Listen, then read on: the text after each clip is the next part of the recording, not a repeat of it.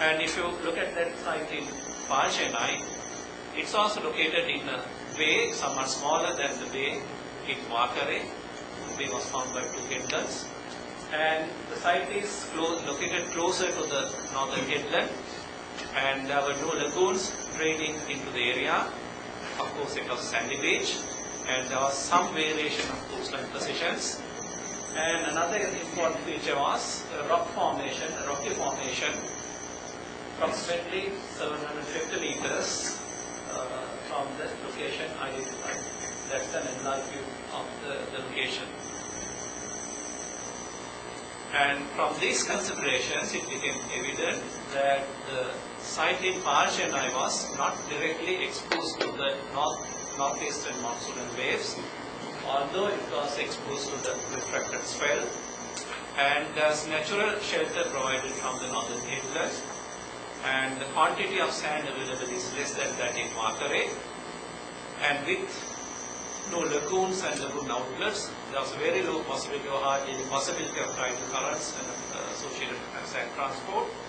And because of the rocky formation, there was sand trapping at its vicinity that forms a smaller coastal cell, and no indications of high levels of onshore transport, from which it can be sort of concluded that at this site there are relatively lesser levels of dynamic coastal processes, and instead of the initially examined site in both Wakare and the other sites considered in the investigation, instead of those, this site in Chennai was recommended for further investigations.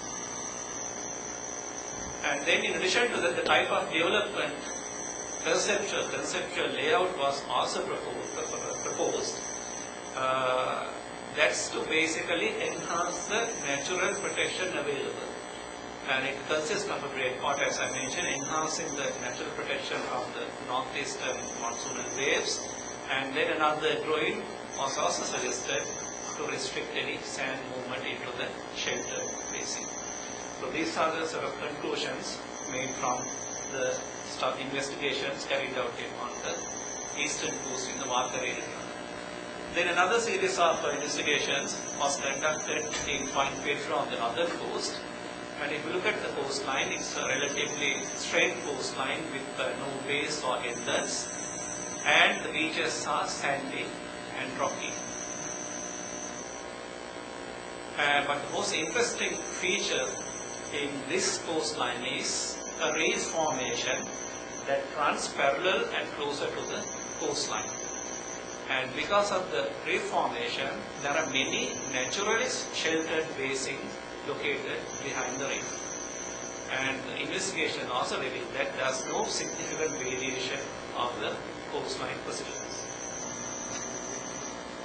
From this, it became apparent that due to the orientation, the beach is exposed to northeastern monsoonal waves, but there is natural shelter provided from the reef formation. In fact, the reef formation acts as a series of nearshore breakwaters that are usually constructed to provide coastal protection.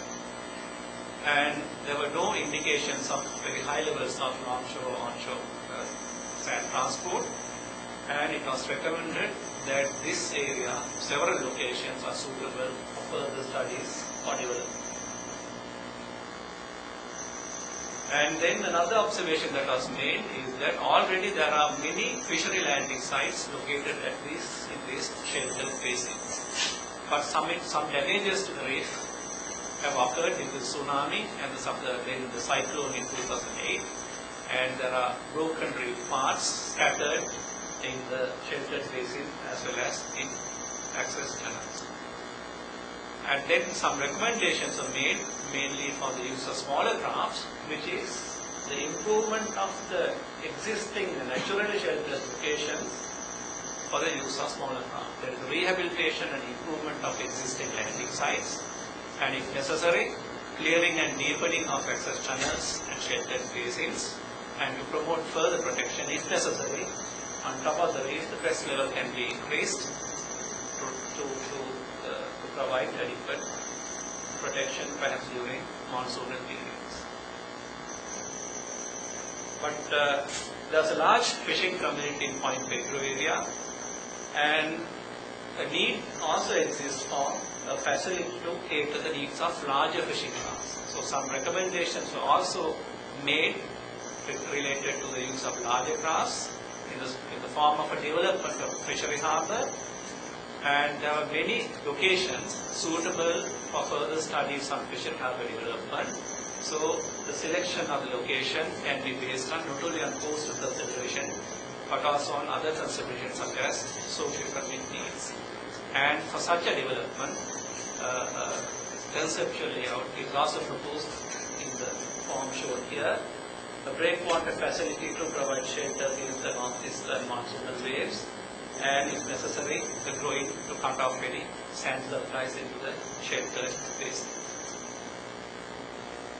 And then I'm presenting another investigation done on the southern coast in a place called Galbukka near Ratgama. And here also investigation similar to what I mentioned earlier were conducted, and the initially proposed site, which is this site, was not recommended for further investigations based from a point of view of coastal considerations.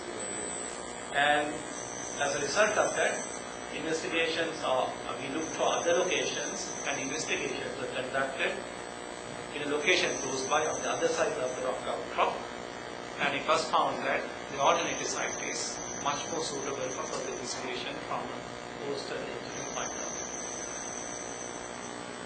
So as concluding remarks, what can be said is that some details of investigations conducted in different parts of the country on sustainable fisheries development were presented, and from these investigations, suitable sites to carry out further investigations were identified.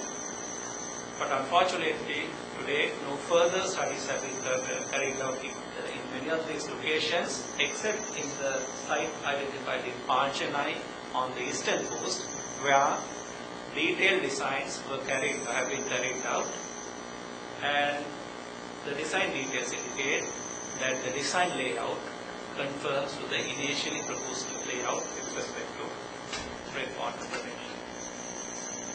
So basically, these are the kind of investigations and the recommendations made by these feasibility investigations. Thank you. Thank you very much, Mr. Surya. I'm from Department of Civil Engineering, Mr. Moratua. So with that, we come to the end of the presentations of this session.